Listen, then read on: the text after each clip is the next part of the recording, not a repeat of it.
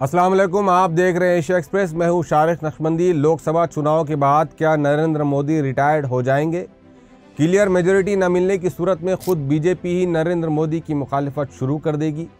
किसी भी संगठन को यानी पार्टी को नए चेहरों की ज़रूरत होती है और ज़ईफ़ों को यानी बुजुर्ग नेताओं को एडवाइजरी बोर्ड में अपॉइंट कर दिया जाता है, जैसे बीजेपी में लाल कृष्ण आडवाणी और मुरली मनोहर जोशी के साथ किया गया।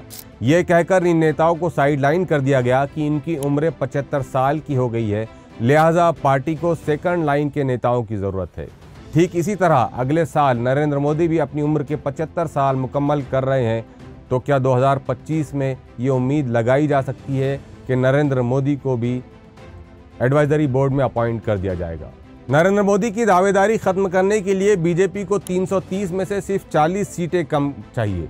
जिस दिन बीजेपी 270 से नीचे आ जाएंगी, खुद बीजेपी के अंदर नरेंद्र मोदी पर कोई इत्तेफाक राय नहीं होगा और ये सीटें ज़ाहिरी तौर पर कम होती नजर भी आ रही है। महाराष्ट्र में महाविकास आघाड़ी और उद्धव लहर को देखते हुए ये कहा जा सकता है कि 2024 में बीजेपी को नुकसान उठाना पड़ेगा।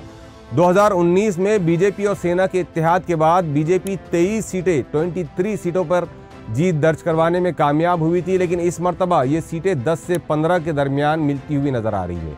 उसका मतलब यह है कि बीजेपी को यहाँ पर सीधे तौर पर 8 से 10 सीटों का नुकसान हो रहा है और 2019 में 18 सीटें जीतने वाली शिवसेना भी इस मर्तबा बीजेपी के साथ नहीं है। इस तरह जुमला बीजेपी को 25 से ज्यादा सीटों का नुकसान होता हुआ महाराष्ट्र में नजर आ रहा है। कर्नाटक में भी यही हाल होने की उम्मीद नजर आ रही है, जहां पर 2019 में 28 में से 25 सीटें बीजेपी ने जीती थी, इन दिनों 15 सीटों के अंदर सिमटते हुए नजर आ रही है। इसके अलावा राजस्थान, हरियाणा, उड़ीसा, मणिपुर में भी बीजेपी की हालत खराब होती नजर आ रही है। उसके बावजूद उम्मीद थी कि इस नुकसान की भरपाई उत्तर प्रदेश से कर दी जाएगी, लेकिन यहाँ भी अखिलेश यादव और राहुल गांधी के इत्तेहाद ने बीजेपी की नींद उड़ा रखी है।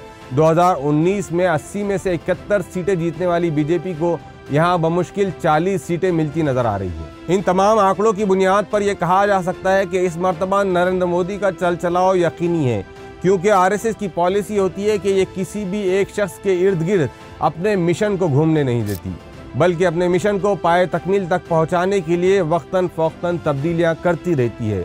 जब तक नरेंद्र मोदी के चेहरे की ज़रूरत थी तब तक पार्टी में इस्तेमाल किया गया, अब किसी और चेहरे को प्रमोट किया जाएगा, ऐसा सियासी गलियारों में भी चर्चे हैं।